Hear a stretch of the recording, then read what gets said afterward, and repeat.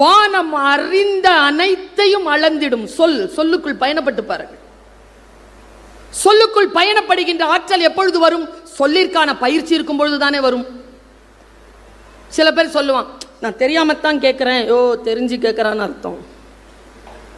நான் ஒன்று சொல்லுவேன், நீ தப்பா நினைச்சுக்க மாட்டியே. தப்பா நினைக்கிற மாதிரி ஏதோ சொல்ல போறான்னு அர்த்தம். கோவத்தில் சொல்லிட்டேன், ஒன்னும் நினைச்சுக்காத, மனசுல ஒண்ணும் இல்லை. மனசுல இருந்தாதான் கோவத்தில் வெளிப்படும். அப்படியே வந்துருமா?